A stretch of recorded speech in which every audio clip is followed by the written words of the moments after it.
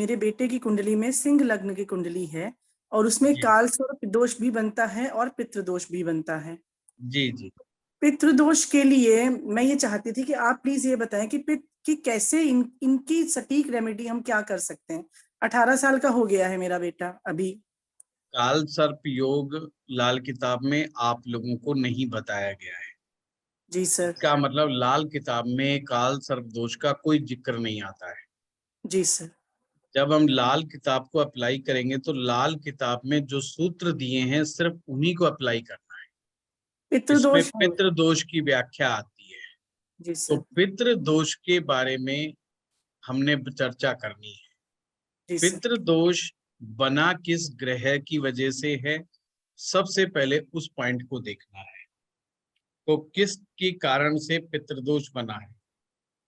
Sir पितृदोष उसका है, जैसे उसका गुरु और बुध एक ही लग्न में ही उसका गुरु बुध और मंगल बैठा हुआ है।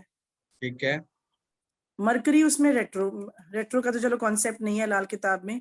तो ये तीनों तीनों उसके लग्न में बैठे हैं। ठीक है। उसके बाद तीसरे घर में उसका केतु बैठा है ठीक है। और राहु बैठा है 9वें घर में। ठीक है।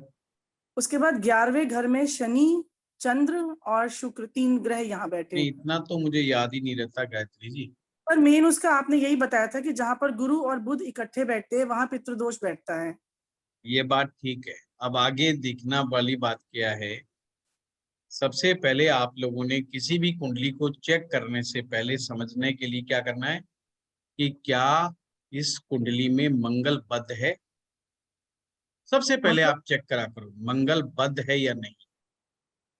मंगल बद्ध देखने से आपको चीजें पकड़ में आने लगी। और मंगल बद्ध देखने का तरीका मैंने आप लोगों को बताया था। यदि सूर्य और बुध एक साथ हों तो मंगल नेक हो जाता है। पर ठीक है। कुछ कुंडलियां ऐसी होती हैं जिसमें सूर्य बुध बेशक अलग अलग होते हैं। इसमें सूर्य बुध क्या एक जैसे साथ बैठे हैं? नहीं सर, सूर्य जो है वो 12वें घर में बैठा है। सूर्य 12वें में बैठा है। मंगल बद्ध होने की क्या शर्तें थी, उन शर्तों को याद कीजिए तो आपको पता चल जाएगा कि कुंडली बद्ध बन गई। पद के पीछे पहला कारण सूर्य और बुध का एक साथ ना बैठना। दूसरा सबसे बड़ा कारण राहु का नवम भाव में बैठना। जी सर। जब राहु नवम भाव में बैठ जाता है या पांचवें भाव में बैठ जाता है और सूर्य बुध एक साथ नहीं होते तो मंगल पद हो जाता है। तो ऐसी कुंडली में सबसे पहले आपको मंगल पद के उपाय करने हैं, यानी कि मंगल को नेक करने का उपाय करना है। जी सर। आपने जो वैदिक ज्योतिष में जो फार्मूले दे रखे हैं उनको थोड़े समय के लिए भूलना पड़ेगा। आपने कुंडलाल किताब के हिसाब से ही उसको चेक करना पड़ेगा कि मंगल बद्ध है या नहीं। अब मंगल यदि बद्ध है तो उसका पहला कारण, पहली सबसे बड़ी बात क्या होगी, स्वभाव को छोड़ करके। स्वभाव को छोड़ करके क्या चीज होगी कि वह व्यक्ति अपने भाग्य रूपी अपॉर्चुनिटी को सही तरीके से पहचान नहीं पाता या उसे मिल नहीं पाती। दोनों में से एक बात होती है। कुछ लोगों को मिल नहीं पाती है, कुछ लोगों को मिल तो जाती है पर वो उसका सही उपयोग नहीं कर पाते, सही ढंग से उसको पहचान नहीं पाते। इसका मतलब मंगल बद्ध होने के कारण व्यक्ति अपने भाग्य के अच्छे असर को भी उसका सही लाभ में परिवर्तित नहीं कर पा रहा। स्वभाव के ऊपर उसका असर पड़ेगा वो बात अलग है। वो तो अलग है ही कि गुस्सा आ जाएगा या इरिटेट जल्दी हो जाएगा, फ्रस्ट्रेशन में जल्दी चला जाएगा, इस तरह की चीजें वो कर सकता है। तो ऐसे केस में आपको ये मंगल बद का इलाज करेंगे। अब नंबर 2 पोजीशन पर आए। नंबर दूसरे पर आने का मतलब है कि हम नवम भाव में यहाँ पर राहु बैठ गया। नवम भाव में बैठा हुआ राहु एक प्रकार से तीर्थ स्थान पर, धर्म स्थान पर बैठा हुआ राहु है। तो ये जो है भाग्य के अवरोध को दिखाता है, यानी कि जो परमेश्वर की तरफ से आने वाली ब्लेसिंग्स हैं उनको सही तरीके से एक्सेप्ट नहीं कर पा रहा। हर व्यक्ति को परमात्मा आशीर्वाद भेजता है, पर राहु उस आशीर्वाद को स्वीकार नहीं करता। ये कारण है कि भाग्य में बाधाएं उत्पन्न हो जाती है। अब इस चीज को कौन तोड़ सकता है? अब आपने हमेशा दीजिए ध्यान, जहां पर आप दोष देखते हैं वहां पर ये देखिए कि कोई अच्छी चीज, अपोजिट वाली अच्छी चीज भी है क्या? दोष को तोड़ने की ताकत, क्षमता गुरु के पास है। तो गुरु की क्षमता को देखना है। तो गुरु को कैसे देखेंगे? तो गुरु कहां पर बैठा है गायत्री जी? लग्न में है सर, पहले घर में है। पहले घर में गुरु बैठा हुआ है। तो गुरु के मसनूई ग्रह कौन कौन से हैं? याद करो, गुरु के मसनूई ग्रह कौन कौन से हैं? सन एंड कोई बात नहीं, वीनस। देख लो पीछे से देख लो आराम से, कोई ऐसी बात नहीं। Sun and Venus. Sun and Venus, very good. Malvika ji ने बिल्कुल करेक्ट बताया।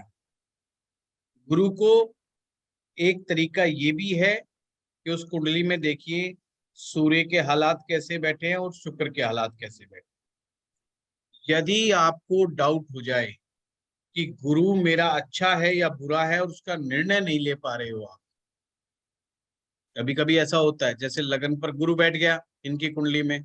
अब लगन का गुरु को लाल किताब भी अच्छा बताती है और वैदिक किताब भी बहुत अच्छा बताती है, पर यहाँ पर बुध ग्रह भी बैठा है और यहाँ पर मंगल ग्रह भी बैठा है।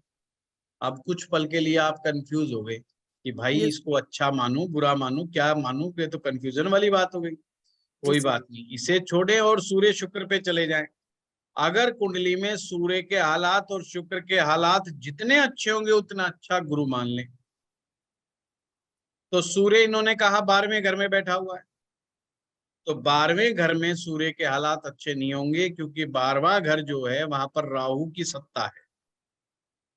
याद रखिएगा, गुरु की जमीन है, राहु की सत्ता है। तो गुरु की जमीन है तो सूर्य ठीक, और राहु की सत्ता है तो सूर्य खराब। यानी कि अच्छा हालात में सूर्य 12वें भाव में नहीं माना जाए। अब आपने देखना है शुक्र को, शुक्र कहाँ बैठा है? शुक्र 11वें घर में है सर, चंद्रमा और शनि के साथ। चंद्र और शनि के साथ। पहली बात तो जब भी शुक्र शनि के साथ होता है कैसा होता है? अच्छा होता है बुरा होता है? बुरा होता है सर। बुरा क्यों होगा? शुक्र और शनि। हाँ ठीक होगा सर, वो भी तो गुरु उसमें आ गया। ठीक होगा। जी। और शनि चंद्र कैसा होगा? वे दोष पूर्ण। दोष। अभी तक वैदिक घुसा पड़ा है। मशनूई ग्रह उठाओ। शनि चंद्र देखो किसको नीच का कर रहा है, किसको उच्च का कर रहा है राहु केतु में से। देखो थोड़े थोड़े समय में जब शुरुआत में प्रैक्टिस करोगे दिक्कत आएगी। एक पर्चा बना लो, मशनूई ग्रहों का एक पर्चा बना लो, वर्षफल का एक पर्चा बना लो, ऐसे 2-4 पॉइंट। और पूर्व जन्म के जो दोष है, जो जिसे हम ऋण से बंधा हुआ बोलते हैं, ऋण बंधन के जो दोष हैं उनका एक पर्चा बना लो। अपने थोड़ा साइड में रखो उनको और फटाफट देख लिया करो, उससे आपको क्लैरिटी आ जाएगी। ठीक है सर। चेक करो। गुरुजी चंद्र और शनि मिलके केतु बना रहे हैं नीच का है। केतु निर्माण चंद्र और शनि केतु बना रहे हैं नीच का। सर आप ही ने तो लिखवाया था कि विष दोष भी बनता है, गुमराह विष दोष भी है। नहीं, नीच का केतु। नीच का केतु होता है। विष दोष तो आपको बताने के लिए कि जैसे आप वैदिक में शनि चंद्र को मानते थे कि ये विष दोष है, अगर हम वैदिक थ्योरी से चलेंगे तो हम विष दोष ही कहेंगे। मैं ये नहीं कह रहा वो गलत है, पर जब हम लाल किताब पढ़ रहे हैं तो अब हम विष दोष को साइड में रखेंगे। और सर जैसे मैंने कहा काल सर्प दोष को हमने साइड में रख दिया। सर आपने उस दिन एग्जाम्पल भी दिया था ना कि अगर लेदर के पर्स में कोई कैश रखता है तो वो भी विष दोष ही होता है, वो अच्छा नहीं होता। तो वो आपने वैदिक एग्जाम्पल दे रहा था मैं आपको, एग्जाम्पल से बता रहा था मैं ना जी। तो आपने ये चीज समझनी है कि शनि और चंद्र एक साथ आ जाएंगे तो केतु नीच का हो जाएगा। केतु नीच का हो जाएगा यानी कि केतु के अच्छे असर नहीं होंगे, और केतु अगर अच्छे असर नहीं होंगे तो गुरु के हालात कैसे हो जाएंगे? यार मोबाइल टीवी থাকিলে কেনেকে হ'ব? गुरु के कैसे हालात हो जाएंगे? गुरु भी रट्टा मार कमजोर दो हो जाएगा, गुरु भी कमजोर हो जाएगा। बस। केतु अच्छा तो गुरु अच्छा, गुरु अच्छा, गुरु केतु बुरा तो केतु खराब, अब बुध गुरु गुरु खराब। खराब। जी। देखो कितना आसान है। तो पहले घर में क्या गुरु अच्छे रिजल्ट दे पाएगा? नहीं। नहीं दे पाए। अब फिर क्वेश्चन उठता है, क्या क्वेश्चन उठता है कि साहब गुरु अगर पहले भाव में है तो लाल किताब भी अच्छा बता रही है और वैदिक भी अच्छा बता रहे हैं, तो हम इसे बुरा क्यों मान लें? तो लाल किताब क्या कहती है? अच्छा भाई कोई बात नहीं, नहीं समझ में आ रहा तो आप लक्षण मिलाएंगे। लक्षण क्या होंगे? अच्छे गुरु के लक्षण क्या होंगे? जिस व्यक्ति के गुरु अच्छा होगा उसका पहला साइन कि उसके दिमाग में सदैव अच्छे विचार आएंगे, always positive thoughts, good thoughts, लोगों का भला करने के थॉट्स ही दिमाग में आएंगे, कभी भी सेल्फ डिस्ट्रक्टिव थॉट्स दिमाग में नहीं आएंगे। नंबर 2, उसको जीवन में ऐसे लोगों का साथ मिलेगा जो शिक्षा की तरफ विशेष रुझान रखेंगे, यानी ऐसे लोग मिलेंगे जो एक ही बात उसे ध्यान दिमाग में डालेंगे कि बेटा शिक्षा से बड़ा हथियार कोई नहीं जिंदगी, और वो उसको कभी भी कोई भी गलत आदत नहीं सिखाएंगे। तीसरी बात, दूसरी बात से क्या पता चला? उसे गुरु अच्छे मिलेंगे।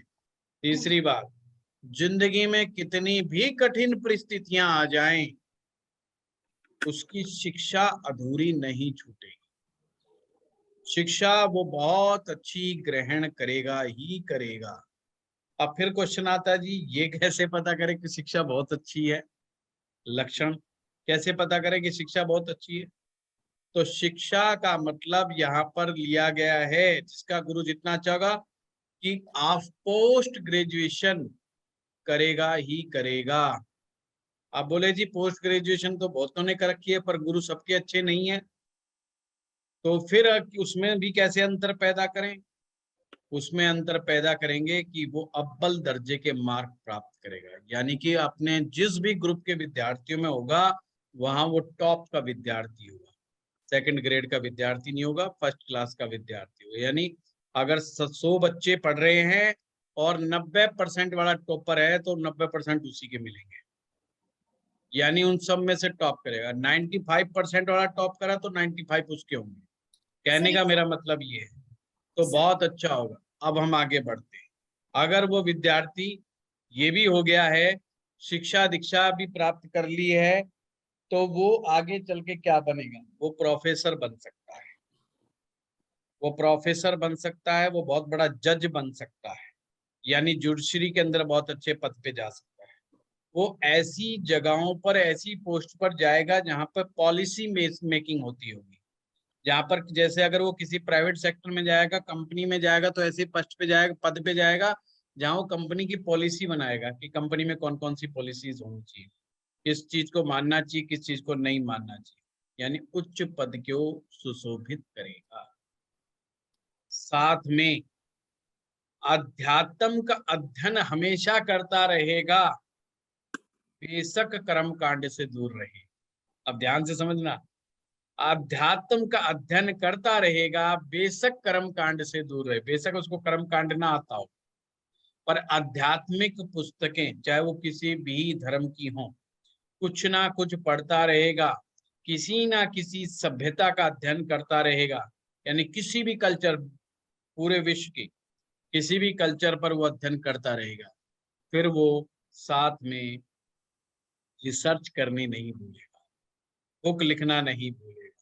तो समझ लेना ये व्यक्ति का गुरु बहुत ही बेहतरीन स्तर का है। अब चाहे वो गुरु दसम में बैठा है, चाहे वो गुरु केतु के साथ बैठा है, चाहे वो गुरु राहु के साथ बैठा है, चाहे वो अब कहीं पर कैसे भी बैठा हुआ है, अगर ये लक्षण कुंडली में आ रहे हैं तो समझ लेना गुरु की ताकत बहुत पावरफुल है। अब समझने वाली बात, धन की स्थिति कैसी रहेगी। आप एक ही प्लेनेट को पकड़ करके हर चीज को डिस्क्राइब कर सकते हो कुंडली में, ये ध्यान रखना। मैंने बंद मुट्ठी के ग्रह बताए थे, आपको भाव बताए थे। 4 खाने जो होते हैं बंद मुट्ठी के कहलाते हैं, 1, 4, 7 और 10, याद है ना? जी सर। जी जी 1, 4, मंगल। 7, 4 ग्रह हमेशा याद रखना जो लाल किताब के अनुसार धन की स्थिति को दिखाते हैं। कौन सा ग्रह है? पहला है चंद्रमा, दूसरा है गुरु, तीसरा है शुक्र और चौथा है शनि ग्रह। ये 4 ग्रह हैं जो धन की स्थिति को दिखाते हैं। और कैसे धन की स्थिति को दिखाते हैं? पूर्व जन्म से लाया हुआ धन को आगे बढ़ाओगे कि नहीं, जी सर। क्योंकि जो पूर्व जन्म है ये दिखाता है कि जो बंद मुट्ठी के जो ग्रह होते हैं ये पूर्व जन्म से पीछे से पुण्य लेकर के आते हैं। अर्थात चंद्रमा, गुरु, शुक्र और शनि, ये 4 ग्रह आपके 1, 4, 7, 10 में बैठे हैं कि नहीं बैठे हैं। अब इनमें से गुरु अगर इन चारों खानों में कहीं पर भी बैठा है तो गुरु धन वृद्धि का कारक है, बढ़ोतरी का कारक है। अर्थात तुम पीछे से जो लेके आए हो उससे आगे बढ़ जाओगे। अब साथ में अगर गुरु अच्छे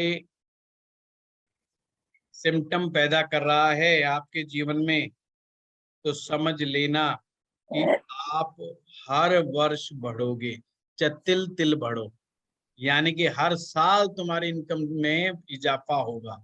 जिस व्यक्ति के जीवन में हर साल इनकम में इजाफा हो, समझ लेना गुरु उसका अच्छा है, चाहे वो बढ़ाए 100 रुपए, चाहे बजाय बढ़ाए 1000 रुपए।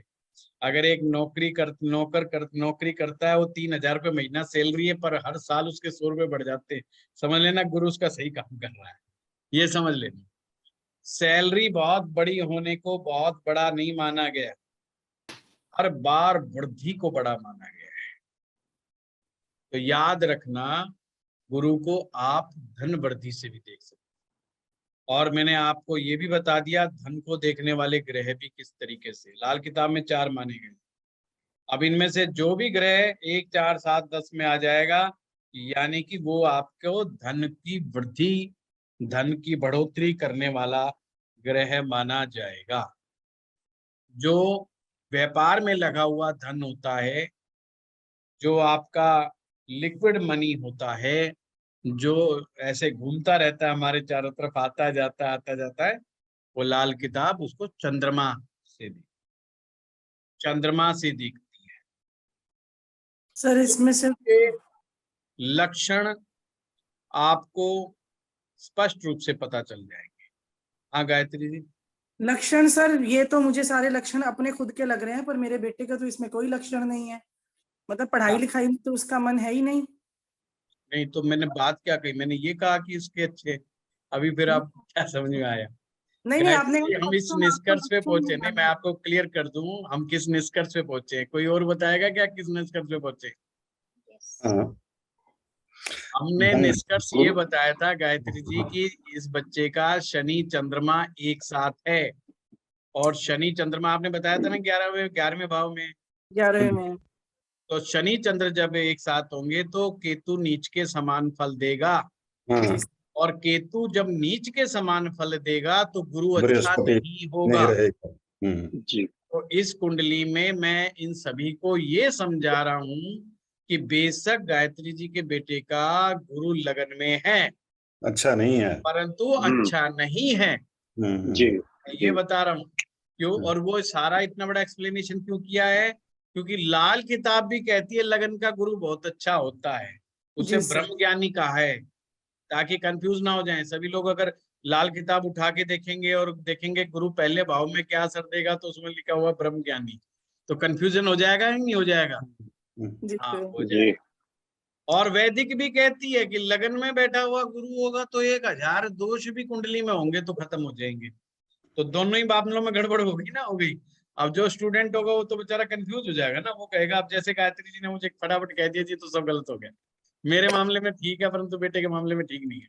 जी हम सर। भी यही कह रहे हैं कि गायत्री जी ठीक नहीं है, जो बात आप कह रहे हो हम भी वही कह रहे हैं। रिकॉर्डिंग चल रही है, आप दोबारा जब सुनेंगे तो उसमें मैंने यही समझाने की कोशिश की है कि यहाँ पर गुरु ग्रह फंस गया है। बंद और मुट्ठी में शनि, है जी, बंद मुट्ठी में शनि वाले के लक्षण क्या होंगे उसके धन के? हाँ वो अभी आते हैं। पहले वो गायत्री जी का कंफ्यूजन हो गया था। उन्हें लगा कि मैं लगन के गुरु की ये तारीफें जो कर रहा हूँ इसका मतलब वो वैसा ही है। मैं ये बता रहा था, मुझे पता था कि लगन का गुरु कंफ्यूज बहुत करता है यस। और अक्सर गलती खा जाता है, इसलिए मैंने इतने सारे लक्षण बताए हैं। लगन का गुरु बहुत सारे लोगों की कुंडली में बैठ करके खुराफात मचा देता है। मेरा ही खुद का एक स्टूडेंट ऐसा था जो नॉनवेज खाता था, लगन में गुरु था, उच्च का गुरु, आप भी हैरान होंगे कि उच्च का गुरु था, पर जब लाल किताब से उसको देखते थे तो स्पष्ट रूप से समझ में आता था। नॉन वेज भी खाता था, दारू भी पीता था। वो बात अलग है कि ज्योतिष जब उसने सीखा, लाल किताब को जब सीखा, तो लाल किताब की टीचिंग्स आपको पता ही है, वो सबसे पहले कहती है भाई नॉन वेज नहीं खाना, ड्रिंक नहीं करना, उल्टे सीधे काम नहीं करना। तो उससे प्रभावित होकर के वो सब काम छोड़ गया। ये बात अच्छी है कि उसने सुधार बहुत पैदा हुआ उसकी जिंदगी में। बहुत अच्छी यूनिवर्सिटी से पढ़ा हुआ बहुत अच्छी यूनिवर्सिटी से था, पर गुरु की मामले में कई चीजों में उसमें लैकिंग। तो मैं उसको समझाता था कि देख तेरा गुरु बहुत अच्छा बैठा हुआ है, इसका और भी अच्छा उपयोग तू कर सकता है अगर तू सही कर्म करे। सही कर्म को करना बहुत जरूरी है। अब अरविंद जी के प्रश्न पर आते हैं। गायत्री जी क्लियर हुआ? जी सर, बिल्कुल एकदम क्लियर हुआ। श्लोक भी है सारे एक। मैंने गायत्री जी को बताया था, एक तो इस कुंडली में मंगल बद्ध है, दूसरा इसके अंदर गुरु अच्छा काम नहीं कर रहा, और जब गुरु अच्छा काम नहीं करता तो पितृदोष वैसे ही बहुत ज्यादा प्रभावशाली हो जाता है, वहां पर वो और वैसे ही नेगेटिव ज्यादा इम्पैक्ट देने लग जाता है। ठीक है, अब अरविंद जी के प्रश्न पर आते हैं। उन्होंने कहा कि मैंने अरविंद जी की भी बात बता दूं, जो नए स्टूडेंट जुड़े हैं, क्या बात है कि मैंने कहा लाल किताब के अनुसार 4 ग्रह धन देने वाले बताए गए हैं। इसको बड़े आराम से समझना है, धीरे धीरे समझना है। लाल किताब देखो बहुत आसान है, पर इसको आप जितना धीरे से और प्यार से समझेंगे उतना जल्दी आपको समझ में आ जाएगा। 4 ग्रह हैं, जिसमें पहला चंद्रमा है। जैसे मान लो हम अपना काम करते हैं या मैं दुकानदार हूं, तो जो धन मैंने लगा रखा है अपने काम धंधे में, व्यापार में, जो मुझे घूम रहा है, जो धन मुझे कुछ कमा करके ला करके देता है, वो मेरा चंद्रमा का धन है। और उस धन को मैं रोज गिनता हूँ शाम के समय कि आज मुझे कितनी पेमेंट आई, कितनी वहां से आई, कितनी। वो वाला पेमेंट जो होती है वो सब चंद्रमा का धन है। फिर एक होता है जमा पूंजी। हमारी जो जमा पूंजी है वो शुक्र की देन है, या जिसे आप कहते हो ऐसा जमा पूंजी या ऐसा घर का सामान जिस पर हमने पैसा खर्च कर दिया, वन टाइम इन्वेस्टमेंट। आपने सोफा ले आए 3 लाख का, 1 लाख का टीवी ला के रख दिया, 1 लाख का बेड ला के रख दिया। अब आपने खर्चे तो कर दिए सारे, वन टाइम खर्चे हैं, पर ये आपने जमा पूंजी है आपकी, आपके एसेट्स हैं ये।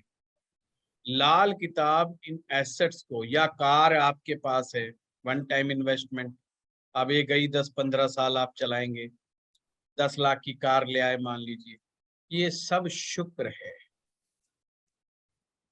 धन की वो शक्ति जो वृद्धि कारक हो, यानी कि जो आपका धन है उसको बढ़ोतरी करती रहे उसको। अब ये कहाँ की बढ़ोतरी? ये चंद्रमा के धन की भी बढ़ोतरी करे, ये शुक्र के धन की भी बढ़ोतरी करे, और साथ में शनि का वो स्वभाव जो धन को कमाने में चतुराई दिखाता है, पेशेंसफुली, वो धन कमाने में वो धैर्य, वो चालाकी, वो शनि से आती है। वैसे पुरानी लाल किताब में उसे रोकड़ कहा गया। रोकड़िया का मतलब होता है जो रोजगारी होती ना, खुले पैसे, यस यस। 1-1 का सिक्का, 5-5 का सिक्का, चिल्ला। लाल किताब उसको रोजगारी मतलब उससे करती है। इसलिए ना कई जगह लाल किताब में आएगा आपको सिक्का जो है बहते जल में प्रोवाइड कर दो। कई जगह आएगा खोटा सिक्का, राहु के लिए आएगा खोटा सिक्का, और बुध के लिए आएगा सिक्का जिसमें छेद हो, वो सिक्का है ना। कई जगह आएगा तांबे का सिक्का है, कई जगह आएगा चांदी का सिक्का। तो जो ये रोजगारी टाइप, इसको शनि से जोड़ा गया, पर अब वो जमाना तो गया, तो अब हमें मॉडिफिकेशन करना पड़ेगा।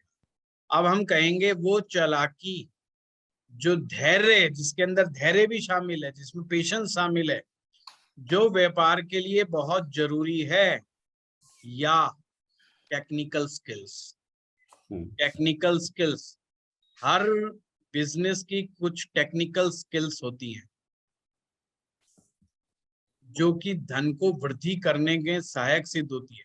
अब गुरु, चाहे वो शनि की कृपा से धन आए, चाहे चंद्रमा की कृपा से आए, चाहे शुक्र से आए, तीनों में वृद्धि करने की शक्ति गुरु के पास है। अब 4 धन लेके आ रहे हैं, अब चारों के चारों हर एक के पास नहीं होते, किसी के पास कुछ होता है, किसी के पास कुछ होता है, किसी के पास कुछ होता है। पर गुरु जिसका अच्छा होता है, उसके लिए धन का कोई भी ग्रह लेकर के आए, गुरु उसी की वृद्धि करता रहेगा।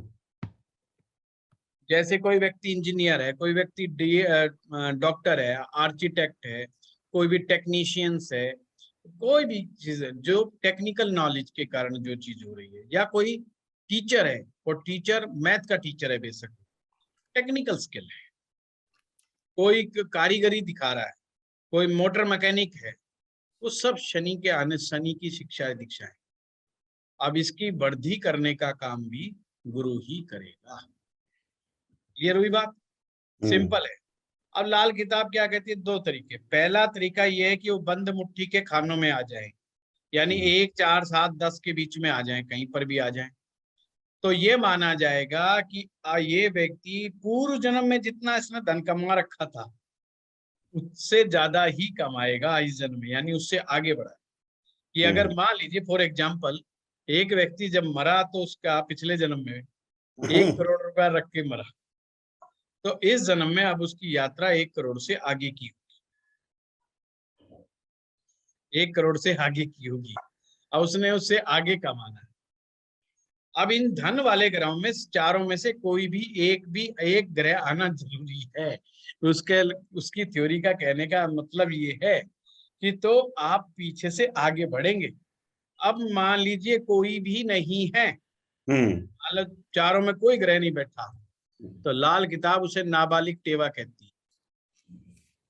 नाबालिग मतलब बच्चे वाला टेवा है, मतलब अभी तो इसने बेचारे ने पीछे का ही हिसाब किताब नहीं है, इसने तो पीछे का ही खाना भरना है, इसके खाना भरा हुआ नहीं है। अब वैदिक में भी ये योग बनता है, जिसे श्रृंगाटक योग भी बोलते हैं, पर मैं वैदिक का बीच बीच में नहीं बताऊंगा, नहीं आप लोग कंफ्यूज हो जाते हैं, नोट कर लेते हैं और फिर लाल किताब में वो याद कर लेंगे, हैं, तो वो चीज ठीक नहीं। तो ये लाल किताब के हिसाब से। अब इसका मतलब ये नहीं कि जिसके चारों खाने में अगर कोई ग्रह नहीं आया या इन 4 के अलावा कोई और आया है तो वो धन नहीं कमाएगा। धन तो कमाएगा, धन तो वो कमाएगा, पर धन कमाने की गति अब सहज नहीं रहेगी, अब मामला स्ट्रगलफुल हो जाएगा। समझ गए बात? तो sir moon and Venus in the 4th तो बहुत अच्छा हो गया फिर है जी। Moon and Venus in the 4th तो अच्छा हो गया फिर। हाँ वो तो है ही है। ये तो अच्छा है, धन के लिए अच्छा है, धन के लिए अच्छा है। इसमें एक चीज की शर्त शामिल हो जाएगी, एक तो घर में हर तरह की लग्जरी मिलेगी, गाड़ी और लग्जरी की मौज रहेगी ऐसे व्यक्ति के जीवन में। मकान मुकुन जल्दी हो जाएगा, घर अपना जल्दी खड़ा कर लेगा। बस ये याद रखना, जब चंद्र और शुक्र साथ आ जाए तो सास बहू का झगड़ा, इसको याद रखना लाल किताब के इस डायलॉग। तो ये चीज मैरिज लाइफ के लिए अच्छी नहीं है, और अगर व्यक्ति ससुराल में है या ससुराल के संबंधों में तो सास बहू का झगड़ा है। और कई चीज और ध्यान रखना, लड़की का मामला हो ना, अगर सास बहू का झगड़ा आ जाए तो ये दिक्कत ज्यादा दे देता है। हाँ मालविका जी बताइए। सर मेरा क्वेश्चन ये है कि बीच में ना मेरी 4-5 क्लासेस मिस हुई थी, तो अभी वो ठीक है। देख नहीं पाए रिकॉर्डिंग, तो मेरे को ये पूछना है कि आपने शनि और मकान वाला टॉपिक करवा दिया है? हाँ करवा दिया। करवा दिया, ठीक है सर, यही पूछ रहे थे क्योंकि वो मेरे करवाने में तो मैं बहुत तेज हूँ, बहुत आगे हूँ। को फटाफट फटाफट। एक तो रीजन ये है ना, मैं थोड़ा ही सोच करके आता, बस आज ये टॉपिक शुरू करेंगे, फिर स्टूडेंट कोई भी टॉपिक कहीं ले जाओ तो फिर वो जो बात आगे आती रहती है वो करवाते रहते। सर इसी से रिलेटेड एक क्वेश्चन है मेरे को कि बोलते 8th हाउस में अगर शनि है तो बोलते हाँ हैं कि वो उसमें लाल किताब के अकॉर्डिंग, हमने लाल किताब में थोड़ा सा पढ़ा था कि वो घर नहीं बनाना चाहिए, ऐसे इंसान को घर बनाना वो मृत्यु का नहीं, योग। बिल्कुल नहीं, गलत पढ़ लिया, थोड़ा सा पढ़ा ना, गलती करी, ज्यादा से पढ़ते तो सर फिर जितना दिक्कत नहीं याद हो आती। उस हिसाब से जी। अष्टम के शनि को केवल धर्मशालाएं, सराय ये नहीं बनवानी चाहिए, यानी कि आम पब्लिक की भलाई के लिए रुकने के स्थान, जैसे अक्सर हमारे बड़े बुजुर्ग और हम लोग भी तीर्थ स्थानों पर धर्मशालाएं बनवा देते हैं, और कम्युनिटी की धर्मशालाएं बना, ब्राह्मण धर्मशाला, सुनार धर्मशाला। आप जब हरिद्वार में जाएंगे तो ये सबसे बेस्ट एग्जांपल मिलता है, हर जाति की आपको एक धर्मशाला मिल जाएगी, हर कम्युनिटी ने बना रखी है, लगभग हर कम्युनिटी ने बना रखी है। बिल्कुल बिल्कुल। और वो धर्मशालाएं इस बात की प्रतीक है। अब उसमें क्या करते हैं, कम्युनिटी के लोग आते हैं और आकर के कहते हैं जी जो है चंदा दो, अब चंदा दिया जाता है। तो इसमें लाल किताब कहती है जिसका शनि 8वें में, उसको ऐसी चीज के लिए चंदा नहीं देना, उसको कह दे भाई मेरे ड्यूटी कुछ और लगा दो, ये कंस्ट्रक्शन में मैं एक पैसा नहीं दूंगा, मैं कुछ और कर दूंगा तुम्हारे लिए। समझ गए बात को? तो उनको वो काम नहीं करना कि बनवाने में पैसा नहीं देना, कह दे भाई तुम्हारे जो गद्दे रिजाई लगेंगे वो दे दूंगा मैं, बाकी तुम्हारे कंस्ट्रक्शन में पैसा नहीं। तो सिर्फ कंस्ट्रक्शन के लिए मना है। अगर वो ऐसा करता है तो खुद बेघर हो जाएगा, यानी कि उसको खुद घर से बाहर होना पड़ेगा, अर्थात इतनी मंदी आ जाएगी, शनि मंदा असर देने लगेगा। और शनि की मंदगी अभी अभी आपको बताया, शनि फिर धन भी लेकर के आता है, और फिर जब शनि को आप मद्दा कर देते हो तो फिर बेघर होने की नौबत आती है। Thank you sir. और किसी का क्वेश्चन? धोखे के ग्रह कौन से होंगे सर? धोखे के ग्रह कौन से होंगे? धोखे का ग्रह अपने से 10वां जो भी ग्रह होता है ना अरविंद जी, अच्छा, वो धोखे का ग्रह होता है। अब धोखे का ग्रह का मतलब ये मत समझ लेना कि वो धोखा ही देगा, बस वो डाउटफुल है, अकॉर्डिंग टू द सिचुएशन वो हमें फायदा देगा। अच्छा अच्छा। और कोई भरोसा नहीं वो धोखा भी दे दे। यानी कि अब इसका मतलब समझिए आप कि आपकी कुंडली में कोई ग्रह, मान लीजिए आप किसी भाव से भाव की स्थिति देख रहे हैं और अपने से 10वां जब देखते हैं तो वो आपका धोखे का ग्रह बन जाता है। मान लीजिए 10वें भाव में आपके कोई कुंडली में कोई ग्रह बैठा है तो पहले भाव के लिए वो धोखे का ग्रह बन गया 10वें वाला। समझ गया। अब आप वर्षफल में लगाएंगे उस ग्रह को, अब वो ग्रह है कभी भी धोखा, अब वो जरूरी नहीं कि अब वो 10वें में तो आएगा नहीं, अब वर्षफल में नहीं कहीं भी जाके बैठ जाएगा। अब वो कहीं भी जाके बैठ जाएगा अकॉर्डिंग टू सिचुएशन। अगर लगन के लिए वो वर्षफल ठीक नहीं हुआ, यानी कि शरीर के हालात के लिए ठीक नहीं हुआ, और वो ग्रह को कहीं अपना रोल पार्टिसिपेट करना पड़ गया, तो वो धोखा दे सकता है, कोई भरोसा नहीं। तो इसे धोखे का ग्रह कहते हैं। अब लाल किताब में व्याकरण सुनने में बड़ी टफ नजर आती है, पर सबसे आसान है मेरा मानना। अब देखो टक्कर वाला कंसेप्ट था, कितना आसान कंसेप्ट है। धोखे वाला ग्रह कितना आसान कंसेप्ट है, साथी है, कुछ भी आप लगा, बहुत ही इजी है। और अब मैं जो 2 सितंबर से जो हमारा कोर्स शुरू होने जा रहा है, इसमें तो मैं बहुत ही शुरू से करवाने जा रहा हूँ। बिल्कुल एक बार फिर रिपीट होगा, विद एग्जाम्पल्स होगा, और हर बार एक कोई ना कोई कुंडली के साथ लेकर के हम उसको करेंगे, ताकि वो ये जिन्होंने जो भी रिपीट कर रहे हैं उस कोर्स को, उनको इतना पक्का हो जाएगा, क्लैरिटी हो जाएगी। हाँ जी, हाँ। बहुत पक्की क्लैरिटी हो जाएगी और ये सब्जेक्ट उनको आ जाएगा। और ये क्या, फिर उनको ज्योतिष आ जाएगा। जी सर। गुरुजी सर, मेरा- ये भी बताइएगा वो पिछला 1 करोड़ कैसे निकलेगा, कहाँ से मिलेगा, ये भी बताइएगा। जरूर जरूर जरूर जरूर। गुरुजी एक जी। मेरा प्रश्न था। गुरुजी मेरा प्रश्न था ये। क्या हो गया? हाँ बताइए अमर जी। गुरुजी मेरा एक प्रश्न था। हाँ गुरुजी, ऐसा मतलब जैसे हम लोग सब कुछ मतलब जैसे ज्योतिष में हम लोग जो सूत्र वगैरह है, योगा से मतलब यहाँ पे जैसे कैसे मतलब लाल किताब में भी देख लेते हैं, तो यहाँ का जो रिमेडीज है थोड़ा अलग होता है। और अक्सर ऐसा क्यों होता है कि रिमेडीज जो होता है काफी लोगों को आजकल काम नहीं कर रहा है। आप एक बार बताए थे विश्वास के ऊपर है, लेकिन मुझे लगता है कुछ लोगों के मतलब वो ऐसा होता है, बहुत सारे जगह में जाते हैं लेकिन उन लोग को मतलब रिमेडीज कोई असर नहीं होता। इसका कारण क्या होता है गुरुजी? बेसिक गुरुजी इसी में मैं एक चीज बोलिए। करूं, जो अभी इन्होंने बोला बात, मैं अपना पर्सनल एग्जांपल ले रहा हूँ। मुझे भी किसी ने रेमेडी बताई एक पर्टिकुलर टॉपिक के लिए, और बताया 45 दिन ये काम करना है, और वो गुरु से रिलेटेड रेमेडी थी, है ना।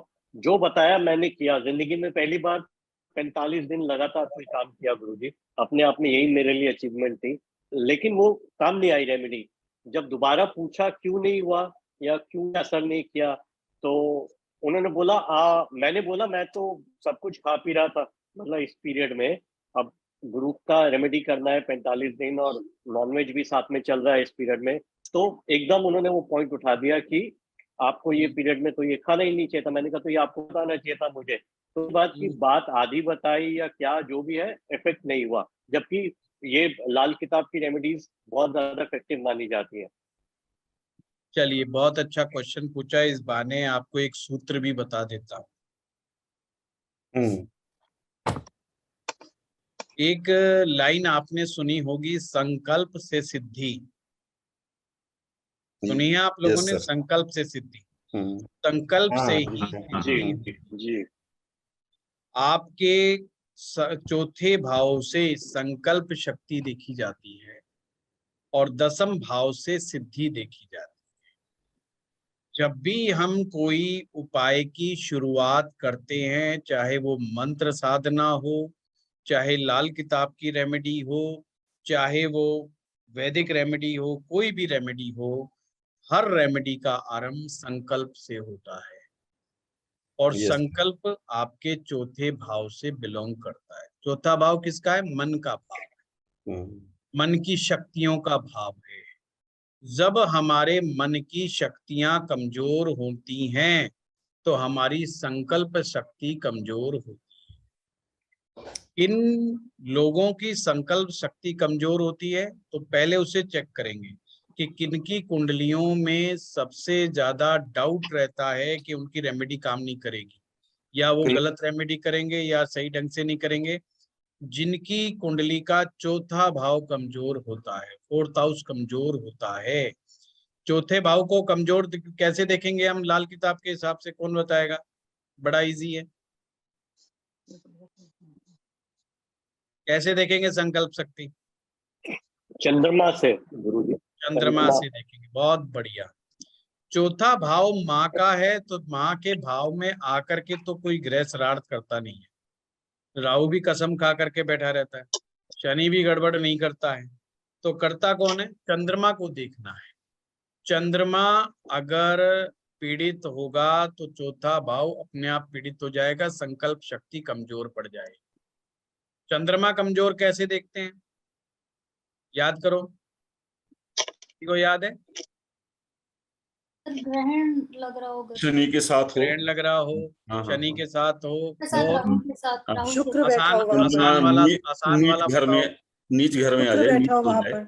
आसान वाला बताओ, आसान वाला एकदम सर से कैसे शुक्र देख लेंगे? बैठा हो वहां पर। और आसान वाला बृहस्पति 1 से 6 तक कहाँ पर हाँ हो? यस सर, हाँ यस सर, हाँ जी हाँ जी, हाँ बृहस्पति खाना नंबर 1 से 6 तक हो। हाँ 1 से 6 तक हो। ठीक है, हम्म। तो याद आ गया। केतु कहाँ से कहाँ तक हो? 7 से 12। 7 से 12 तक। अगर 1 से 6 तक बृहस्पति होगा तो चंद्रमा पीड़ित होगा। बृहस्पति 1 से 6 तक होगा तो चंद्रमा पीड़ित होगा, या केतु 7 से 12 के बीच में होगा तो भी चंद्रमा पीड़ित होगा। साथ में जो जो चीजें आपने बताई, राहु के साथ चंद्रमा बैठा हो, शनि के साथ चंद्रमा बैठा हो। हाँ जी सर 5th हाउस में अगर केतु और चंद्रमा एक साथ बैठ जाए तो अच्छी बात है ना। बृहस्पति देखो, फिर बृहस्पति चेक करो। 10th हाउस में सर, बृहस्पति 10th हाउस में बैठा तो अच्छी बात होगी। आप समझाता दोनों हूं। तरफ से बच गए। भाव नंबर 1, भाव नंबर 2, 3, 4, 5, 6, अगर इनमें बृहस्पति बैठा है तो चंद्रमा पीड़ित माना जाएगा। तो आपका तो 10वें में बैठा है, तो इसका मतलब चंद्रमा पीड़ित नहीं है। अब केतु वाली शर्त पे आ जाओ। केतु यदि 7 से 12 बैठा हो तो पीड़ित माना जाएगा, तो आपका तो 5वें में बैठा है तो नहीं है पीड़ित। पर लेकिन उसको चंद्रमा को ग्रहण तो जरूर लगा रहा है। नहीं, ग्रहण लगा होगा, इससे असर नहीं आएगा। यही तो खूबी है लाल किताब की। लक्षण देखो, सीधी सीधी थ्योरी। आप देखिए, इनका एक क्वेश्चन है, ये आपकी कुंडली है, ये बताइए जी। देखिए, अब आप ही का एग्जाम्पल लेंगे। इस कुंडली में पंचम भाव में ग्रहण लगा, जैसे कि हम कहते हैं चंद्र केतु साथ हो गए, लाल किताब कह रही है कि इसका इम्पैक्ट नहीं आया, चंद्र केतु का इम्पैक्ट नहीं आया, यानी ग्रहण का इम्पैक्ट नहीं आएगा। अब कैसे माने हम लोग, कैसे प्रूव करेंगे? सिंपल सी बात है। ग्रहण, अब वैदिक ज्योतिष के अनुसार बता रहा हूं, जिस भाव को भी ग्रहण लग जाता है उस भाव का मेन कारक का रिजल्ट नहीं मिलता। पंचम भाव किस चीज का कारक है? सूर्य। पंचम भाव, भाव नोट ग्रह, संतान का कारक है। संतान का, अगर ग्रहण होगा तो संतान नहीं होगी। लाल किताब क्या कह रही है? ग्रहण का असर नहीं है। मालविका जी, संतान है आपके पास? नहीं सर। संतान नहीं है? नहीं सर। अब ये कह रहे हैं कि संतान इनको अभी नहीं हुई है, तो हम कैसे पता करेंगे? फिर रीचेक करेंगे। कहाँ से रीचेक होगा अगर संतान नहीं है तो? और क्या कारण हो सकता है संतान ना होने का? शुक्र गुरु जी, ना, गलत। गुरु, बृहस्पति। गुरु जो है संतान का कारक ग्रह है, और एक और प्लेनेट है संतान से रिलेटेड, केतु संतान का कारक है। अब हम कहाँ पर पहुंचे थे? अब नहीं, आराम से देखेंगे, आराम से। गुरु कहाँ पर बैठा है मालविका जी? देखो, सभी को समझ में आना चाहिए। सर मेरे 4 ग्रह बैठे हुए हैं 10th हाउस में। नहीं, गुरु कहाँ बैठा है? बाकी तो सब कुछ। 10वें घर। लाल किताब क्या कहती है कि गुरु 10म भाव में कैसा हो जाएगा? उच्च का के नीच का? संतान पर गुरु की वजह से डेंट लगा है, यानी संतान को किसने रोका है? किसने रोका है? गुरु ने रोका है। पर यहाँ पर अभी भी ग्रहण जिम्मेवार नहीं है। तो ग्रहण के और क्या क्या लक्षण होंगे? मदर के लिए नहीं, मदर का ले लेना, पंचम से मदर का क्या लेना? विद्या बुद्धि, क्रिएटिविटी, आर्टिस्ट, आर्ट, क्रिएटिविटी। समझ रहे हो बात को? तो क्या चीज है यहाँ पर? पंचम से जो जो चीजें और आ रही हैं, क्योंकि ग्रहण जब भी पंचम पर पड़ेगा ये बहुत बड़ा स्ट्रेस ओरिएंटेड चीज हो जाएगी और क्रिएटिविटी को डेंट मार देगा बुरी तरीके से। तो संतान के पीछे रीजन गुरु का भी बहुत बड़ा है। समझिए बात को? तो मालविका जी, लाल किताब के अनुसार यहाँ पर ग्रहण का असर नहीं है, ग्रहण का असर नहीं है। चंद्र केतु मिले जरूर, परंतु ग्रहण का असर नहीं हुआ। दूसरी बात, ग्रहण जो होता है जब भी किसी कुंडली में लगता है तो कई प्रकार के फोबिया की मेंटल प्रॉब्लम बहुत ज्यादा हो जाती है और ऐसे व्यक्तियों को दवाइयों पे रहना पड़ता है, दवाइयों पर भी रहना पड़ता है। परंतु अगर लाल किताब कह रही है कि भाई ग्रहण का असर नहीं है तो इसका मतलब फिर दवाइयों पे नहीं रहना पड़ेगा। तो आपको एक ही चीज नहीं पकड़नी, उसकी सारी चीजों को पकड़ करके चलना है, स्टेप बाय स्टेप पकड़ करके चलना है, तो आपको दिक्कत नहीं आए। ठीक है, तो इसका इलाज जरूर कीजिएगा, इलाज जरूर कीजिएगा। जैसे अगर गुरु को यहाँ पर पावरफुल बनाने का प्रयास कीजिए, और पावरफुल बनाने का तरीका क्या है कि गुरु के चीजों को चौथे भाव में पहुंचाइए। और गुरु को चौथे भाव में पहुंचाने का तरीका क्या है कि बहते जल के अंदर गुरु की सामग्री को जल प्रवाह करने से गुरु के नेगेटिव इंपैक्ट को कम किया जा सकता है। गुरु जितना अच्छा होता चला जाएगा उतना ही एवज में केतु ग्रह अच्छा होता चला जाएगा, और केतु जितना अच्छा होगा पंचम भाव पर और अच्छा रिजल्ट दे सकता है। ठीक है, शुक्र को यहाँ पर संतान है जी, टक्कर भी तो आएगी यहाँ पे। इसकी तो जुपिटर टक्कर ही तो दे रहा है पंचम भाव को। हाँ, पंचम को तो देगा ही टक्कर। जो पंचम में बैठा है केतु को भी टक्कर देगा, वहां चंद्रमा बैठा है उसको भी टक्कर देगा, टक्कर तो देगा ही देगा। चंद्रमा से फर्टिलिटी को भी लगा सकते हैं चंद्रमा से। हाँ हाँ बिल्कुल, वो भी है, नो डाउट, वो भी है। तो इस प्रकार से आप देखिए। और कोई प्रश्न?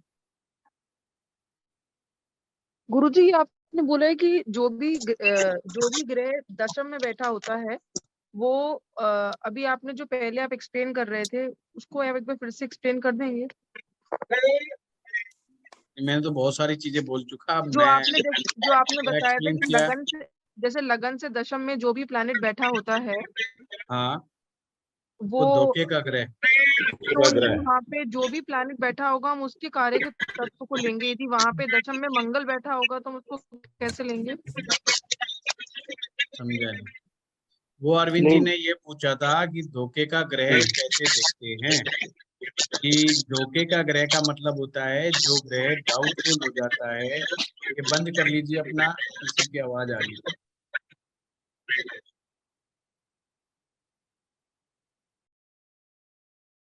धोखे का ग्रह वो होता है जो जिसका भरोसा नहीं कि साथ दे दे के ना दे, उसे धोखे का ग्रह। और वो कहा था कि जो अपने से 10वां बैठा हो तो उसे धोखे का ग्रह कहा जाता है। तो यदि लगन से दशम में कोई प्लैनेट बैठा हो तो वो लगन के लिए धोखे का कारक होगा। हाँ हाँ जी। तो यदि दशम में मंगल बैठा हो, हाँ, तो इसको पर देखना वर्षफल में है, ये ध्यान रखना। वर्षफल में देखना कि वर्षफल में धोखे का ग्रह कौन सा है।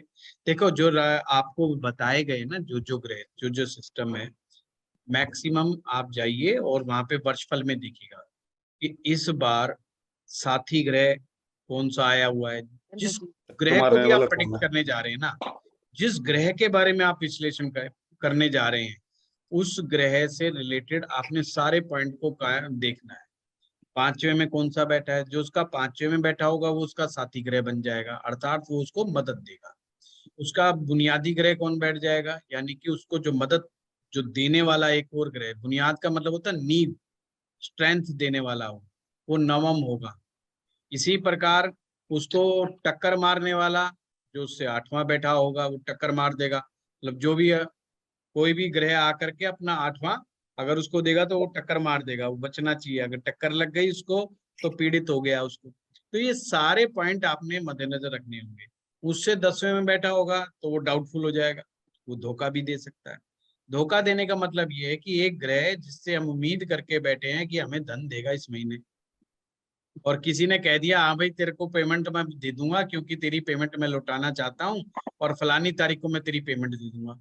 आपको पूरी उम्मीद जग गई कि यार पेमेंट तो आ जाएगी, पर पता चला वो पेमेंट नहीं दे रहा।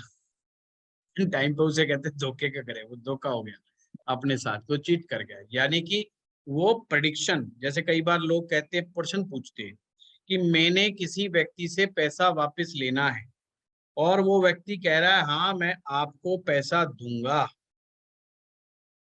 और मैं 15 तारीख को अगले महीने की पैसा दे दूंगा।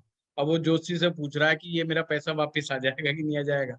बंदा तो झूठा है, पर अब की बार बहुत स्ट्रॉन्ग वादा करके गया है, तो आप कैसे कहोगे? तो आपने ये देखना है कि वो अगर उस महीने ग्रह जो आ रहा है कहीं वो धोखे का ग्रह तो नहीं बना हुआ उसकी कुंडली के अंदर। अगर वो धोखे का ग्रह बना हुआ है तो भाई फिर वो डाउटफुल मैटर है, नहीं है तो फिर वो आ भी सकता है। अगर शुभ ग्रह देख रहा है या शुभ ग्रह का हिसाब किताब है तो बन सकता है। ठीक है, और कोई क्वेश्चन? वैसे मुझे जो वैदिक उपाय है ना जी, ये ज्यादा बेटर लगे। वैदिक उपाय? हाँ, जैसे के स्तोत्र पाठ हुआ या हवन हुआ, वे तत्काल इफेक्ट देने वाले मेरे अपने अनुभव के। हाँ बिल्कुल बिल्कुल। देखिए, उपाय एक ऐसी चीज है जिसके सबके अनुभव अपने अपने अलग अलग होते हैं। अब एलोपैथी जो है बहुत कारगर है, बहुत सटीक है और बहुत फास्ट काम करती है, ये हम सभी जानते हैं, हम मैक्सिमम लोग यूज करते हैं। होम्योपैथी को सभी लोग स्लो मानते हैं। मेरे पास आज से 8-9 साल पहले एक लेडी डॉक्टर मेरे पास आती थी, पर वो मेरी क्लाइंट भी थी, और मुझे एक बार सर में दर्द हो गया, तो जब वो टाइम लेकर के आई, मैंने कहा आज मैं नहीं देखूंगा, सर में दर्द है। कहती है कोई बात नहीं पंडित जी, मैं एक दवाई लिख रही हूँ, इससे फटाफट मंगवा लेना। एक ग्लीनाइन, पता नहीं मेरे को एग्जैक्ट नाम नहीं। ग्लोनाइन है जी, ग्लो से बनी हुई। यस, ग्लोनाइन। हाँ हाँ।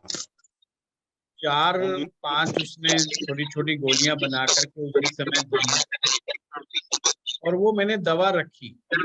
साल में कभी भी 1 या 2 बार मुझे अगर दर्द हुआ तो अरविंद जी ऐसा है कि मैंने उसको जब भी लिया 10 मिनट नहीं पकड़े उसने। आप हैरान होंगे, 10 मिनट्स नहीं पकड़ता वो, और इतनी शानदार दवा है। इसी प्रकार से होम्योपैथी के कार्बोवेज है, अगर ऊपर गैस अगर इकट्ठी हो जाए तो सिर्फ 8-10 बूंदे ले लो उसकी, तो 5 मिनट भी देर, मतलब सस्ती की सस्ती, बढ़िया की बढ़िया, साइड इफेक्ट ना के बराबर। और आप एंटासिड लेते हैं, उसमें भी गैस कई बार बनी रहती है, एसिडिटी कम हो जाती है, पर गैस बनी रहती है।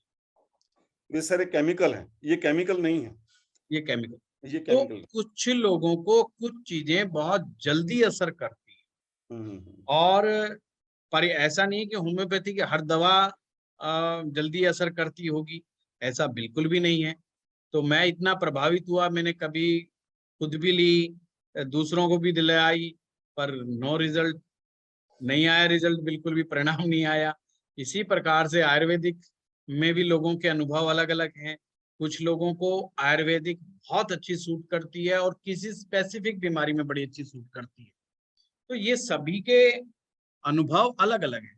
ऐसी ज्योतिष की रेमेडीज, किसी को वैदिक उपाय बहुत कारगर सिद्ध होते हैं, और हमारी संस्था तो वैदिक उपायों को ही साथ लेकर के सबसे ज्यादा चलती है। कुछ को लाल किताब रेमेडीज बहुत वर्क करती है। हाँ, मैं लाल किताब की प्रैक्टिस काफी सालों से मैं करता रहा हूँ, ये बात में कोई शक नहीं है। दोनों तरह की, क्योंकि हमारे पास हर तरह का भी पब्लिक आती है। अब क्या है कि वैदिक उपाय क्या है, या तो आदमी के पास समय हो और ज्ञान हो, उसके पास समय और ज्ञान दोनों होना चाहिए, तो वो वैदिक उपाय बड़े आराम से कर सकता है। पेशेंस भी चाहिए। अब मंत्र जाप करने के लिए उसके पास कहाँ से धैर्य लाएं उसका, है पकड़ करके, वो भी एक बड़ी समस्या है। और आजकल तो पहले ही कह देते हैं जी देखो मंत्र तो होंगे ही नहीं हमसे, मंत्र जाप तो होना ही हमसे संभव नहीं है, तो वो एक अपने आप में बड़ी समस्या है। तो वैदिक उपायों में सटीकता भी है, इफेक्टिवनेस भी है वैदिक उपायों में, नो डाउट। लाल किताब में थोड़ा ये है कि घरेलू चीजों से वो व्यक्ति अपना उपाय करता रहता है, पर अगर बड़ी समस्या आ जाए तो लाल किताब की रेमेडीज में करवाने में बड़े अनुभव की आवश्यकता हो जाती है। छोटी मोटी रेमेडी से काम नहीं चलता है, ये भी बात फैक्ट है। अगर किसी का बृहस्पति बुरी तरीके से खराब हो जाए और केवल वो बेचारा माथे पर केसर का तिलक लगाता रहे तो उससे रेमेडी से बात नहीं बनेगी। ये चीजें 4-5 साल के अनुभव के बाद आएंगी समझ में। पर हाँ, रेमेडी पे किसी का कोई जोर नहीं है, किसी को कोई भी सूट कर सकता है। और एक आप हंसेंगे,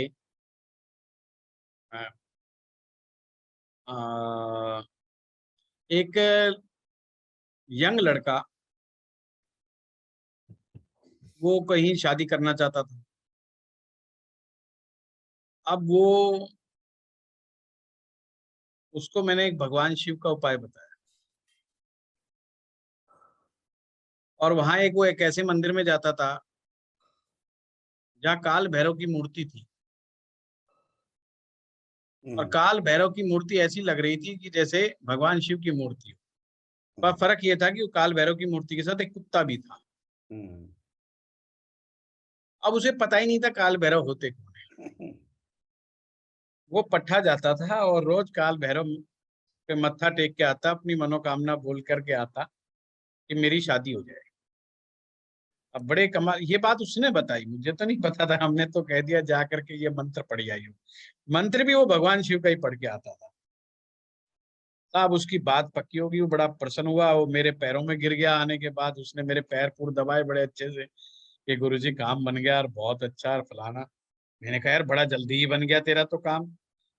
बोला हाँ हाँ गुरुजी, आपने तो कहा था 3-4 महीने लगेंगे, पर यहाँ तो 1 महीने में ही काम हो गया, चमत्कार हो गया। मैंने कहा यार ये भी बड़ा अच्छा बात थी। कभी कभी हमें भी हैरानी होती है कि सारे घर वाले मान नहीं रहे थे, सारे के सारे मान गए एक साथ। दोनों पार्टी एग्री कर गई, बहुत पार्टी एग्री हो गई। तो मैंने कहा यार क्या करता था, कौन कौन से उपाय करे तूने, थोड़ा बताइयो, हम भी पूछते हैं क्या क्या उपाय करे तूने। तो उसने बताने लगा, कहता जी ऐसी ऐसी वहां था, और वहां एक कुत्ता भी था। अबे कुत्ता कहाँ से आ गया? मैंने कहा यार कुत्ता कहाँ से आ गया? कह रहा कुत्ता उसके साथ था भाई। मैंने कहा यार कुत्ता कहाँ? जब उसने बताया, अरे मैंने कहा तो काल भैरव था। कहता जी आज के बाद तो अपने देवता वही हो गए, उन्होंने ही अपनी सुनी है। अपनी तो सुनवाई वही हुई है।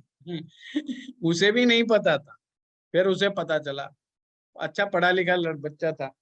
तो कई बार जो है इंसान की जो संकल्प शक्ति होती है ना, वो इतनी विश्वास सफल स्ट्रांग रहेगा। होती है, विश्वास होता है कि भैरव जी के सामने शिव के मंत्र पढ़ने से भी और उसका कल्याण हो गया है। वो मेरे पास अभी भी आता, दिल्ली में रहता है, तो मैं आज भी हंसता हूँ। मैंने कहा अब तो पता चल गया।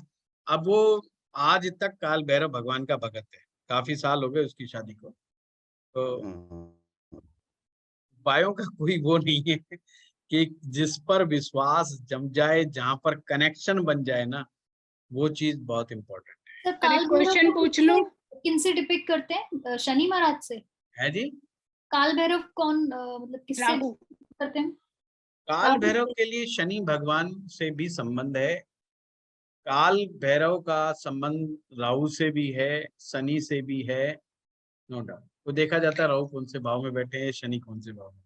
सर एक क्वेश्चन, किस्मत के ग्रह का पता तो बता दिया आपने देखने का, उसको एक्टिवेट कैसे करेंगे? मतलब सिंपल है रत्ना जी, एज वाइज ग्रह के उपाय करना, ग्रह की कारक चीजों को अपना साथ रखना शुरू कर दो। जो आपके किस्मत के ग्रह हैं उनको अपने शरीर के साथ रखना शुरू कर दो, अपने आसपास रखना शुरू कर दो। इसे लाल किताब कहती है ग्रह को कायम रखना। कायम रखने का मतलब मजबूत बनाना। जैसे मान लीजिए चंद्रमा किसी का आ गया तो भाई चांदी ज्यादा से ज्यादा धारण करनी है, कड़े के रूप में पहन लिया, चांदी की चैन भी पहन ली, आपने चांदी का गिलास ले लिया पानी पीने के लिए। थोड़ा पैसा आ गया तो बर्तन, चांदी के बर्तनों में ही खाना खाने लग रहे हो। थोड़ा और पैसा आ गया तो चांदी का इस्तेमाल ज्यादा करने लग रहे हो। तो आप उनकी कारक चीजों को कायम करने लग जाते हो, तो वो किस्मत के ग्रह एक्टिवेट ही माने जाते। एक्टिवेट करने का मतलब है उनसे रिलेटेड चीज। और मैंने तो यहाँ तक बताया था आप मंत्र जाप भी कर लो बेशक, ऐसा नहीं है, इसमें कहीं कोई विरोधाभास नहीं है। अगर मान लीजिए किसी को पता लगता है कि उसका जो किस्मत का ग्रह मंगल है, जी जाइए और हनुमान जी की पूजा कीजिए, मंगल ग्रह के वैदिक मंत्र का जाप कीजिए, बीज मंत्र का जाप कीजिए, तांत्रोक्त मंत्र का जाप कीजिए, जहां आपकी समझ पड़े। हमारा मकसद है उस ग्रह को एक्टिव करना। मंगल ग्रह है, एक्सरसाइज करना शुरू कर दीजिए, मीठा बांटना शुरू कर दीजिए, आप लोगों की मदद करना शुरू कर दीजिए, आप किसी भी विधवा महिला की मदद करना शुरू कर दीजिए निष्पक्ष भाव से।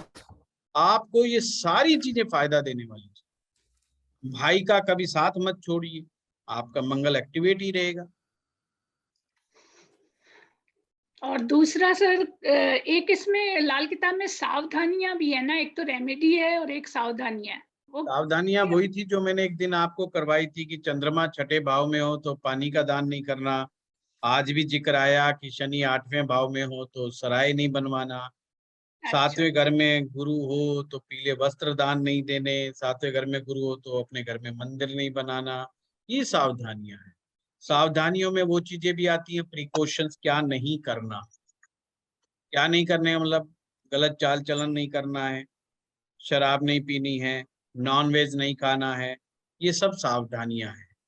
किसी के साथ बुरा नहीं करना है, किसी की जमीन नहीं हड़पनी है, किसी गरीब आदमी को नहीं सताना है, ये सब सावधानियां ही हैं।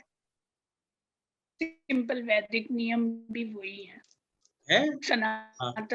सनातन धर्म बल के नियम और लाल किताब के नियम फाइन वही याद है। लाल किताब कहती है सनातन धर्म के नियमों को फॉलो करो। जी, वही लाल किताब फाइनली की टीचिंग ये है कि आपको कोई गलत काम नहीं करना। हाँ, लाल किताब तो बहुत बाद में आई है। लाल किताब तो कह रही है जो सनातन धर्म कह रहा है उसको मान लो, उसके नियम को फॉलो करो। जो हमारे सनातन धर्म में है उसको अनुसार ही कार्य करो। ये सनातन धर्म की टीचिंग्स को फॉलो करो। इसीलिए तो लाल किताब को बहुत अच्छा मान। ए सोनू बेटा ये चार्जर लेकर, ए सोनू चार्जर बेटा इसमें लगा। गायत्री जी आपका कोई और प्रश्न है क्या? मालविका जी आपका कोई प्रश्न है? जी सर, एक क्वेश्चन। सर आपने ना स्टार्टिंग में क्लास में बोला था कि मैं भी नोट्स आपको प्रोवाइड करूंगा। सर हम लोगों ने तो नोट्स बनाए, लेकिन आपके नोट्स में मेरे को लगता है हमें और ज्यादा क्लैरिटी मिल जाएगी। प्लीज। कोई दिक्कत नहीं, नोट नहीं, मेरे नोट्स की क्लैरिटी का कोई भरोसा नहीं है, नोट्स मिल जाएंगे। नहीं सर, हम नोट्स बनाए हैं, नोट्स बनाए हैं। कल आज आशुतोष छुट्टी पे, कल मैं उसको, मुझे कोई भी ग्रुप पे लिख देना, कल वो आता है मुझे याद दिला देना।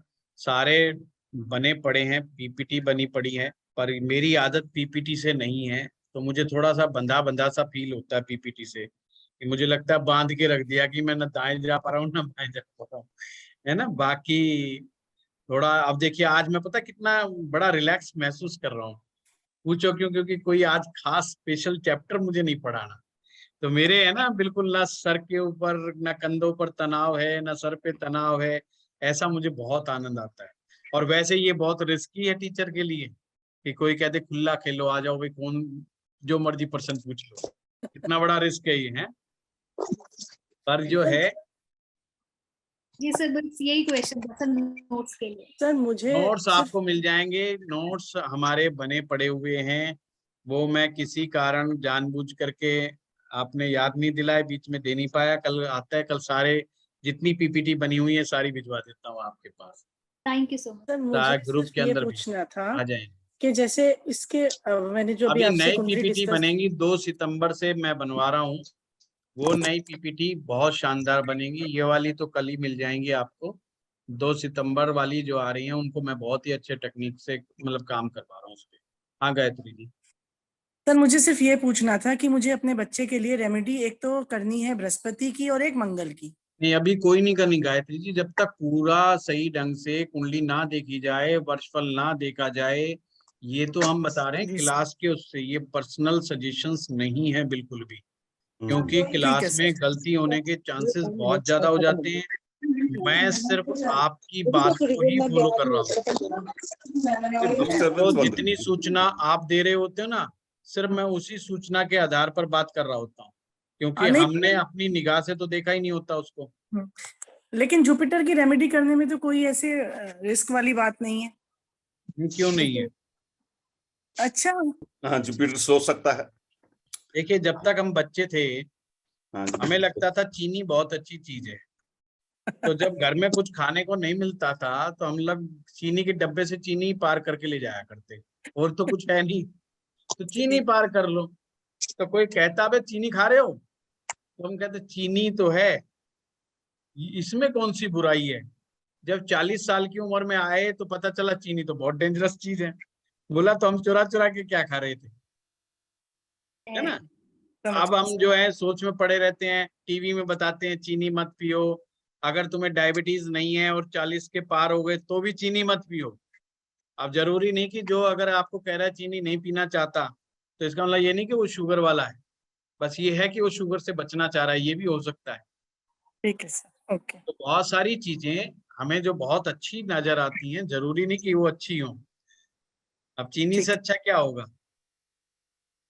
जब तक कि वो खराब ना हो।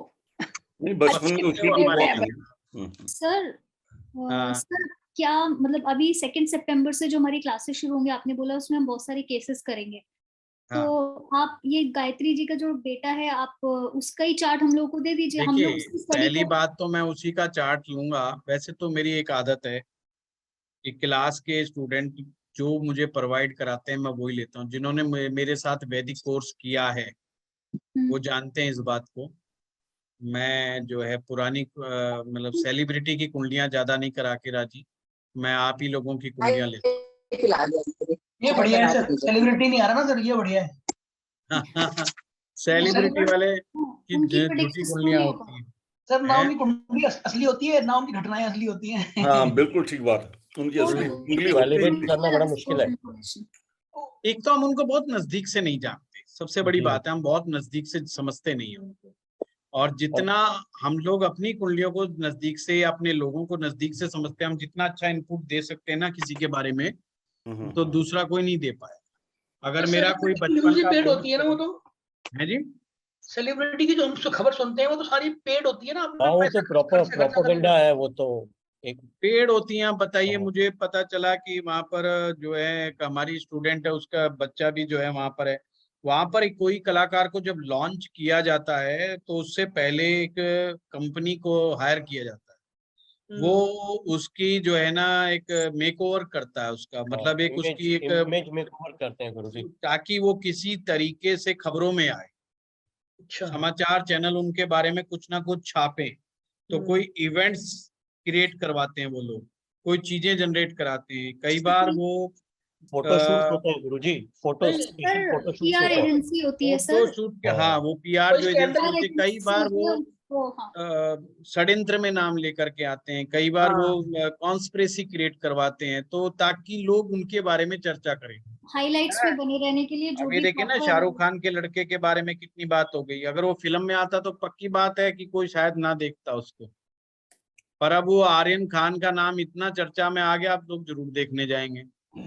उसका पक्का विपरीत राजयोग सही हो रहा होगा।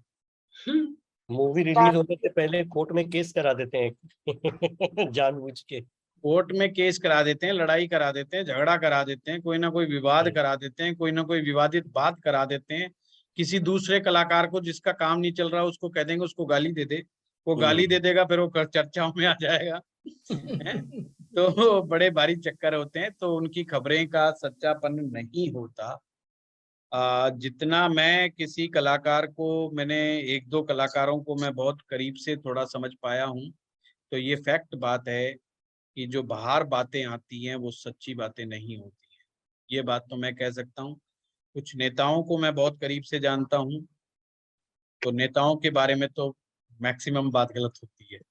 कुछ नेता वास्तव में बहुत अच्छे होते हैं, पर उनके बारे में बड़ी उल्टी सीधी खबरें बाहर मार्केट में होती है, और कुछ उल्टा होता है। सर, जो सही में इतना झूठा आदमी है वो अपनी सही डेट ऑफ बर्थ क्यों उजागर करेगा? नहीं बताते, नहीं पता होता। मैं तो कई मतलब हमारे नेताओं को पूरे- जानता हूँ, उनकी मार्केट में पूरी तरह से कुंडली गलत फ्लॉट हो रही है, जानबूझ करके गलत फ्लॉट हो रही है, जानबूझ कर, हाँ जी, जानबूझ करके। एक तो हम एक बड़े व्यक्ति के नाम मैं नहीं लूंगा, हम कुंडली देखने तो मैं पहले से ही गूगल करके उसकी कुंडली देख करके कि पहले ही प्रैक्टिस कर ले जाओ, सामने जाएं और कहीं पता चले एट ए टाइम पे ना समझ में आए कुछ बोलना, पुरानी बात है, पुरानी बात है। तो हम चले गए वहां पर जा करके। अब जा करके क्या देखता हूं मैं, वो बंदा चुपके से दूसरी ले आता है अपनी कुंडली, अपनी डेट ऑफ बर्थ टाइम। अबे मगर ये तो गुगली हो गई। मैं तो तैयारी से गया हूँ, ये सोच के आया हूँ कि आते ही मैं तो अपना इंप्रेशन जमा दूंगा कि फटाफट ये लगन और ये मारक और ये फलाना और ये दशा पूरा रट्टा मार।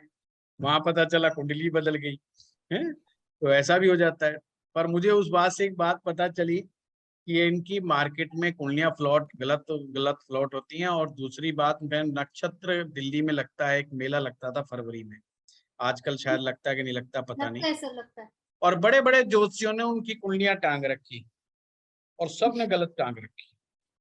मैं चुपचाप खुश होता हुआ चला गया कि देख लो असली मेरे पास है, तुम्हें पता भी नहीं है, तुम्हें खबर भी नहीं है, क्योंकि वही तो गूगल करके मैं लेके गया था जो उनके पास थी। गूगल में मैक्सिमम कुंडलियां जो हैं गलत आने के चांसेस। चलिए आज इतना ही। अगर आप लोगों ने कोई क्वेरी करनी हो तो आप व्हाट्सएप ग्रुप में करिएगा। तो मुझे अगर आवश्यकता लगी तो हम क्लास भी ले लेंगे, अगर आपके कोई क्वेश्चन हुआ तो टॉपिक पे क्लास भी ले सकते। चलिए, थैंक यू, नमस्कार सर, नमस्कार, धन्यवाद सर। ठीक है सर, थैंक यू सर, धन्यवाद। नमस्कार सर।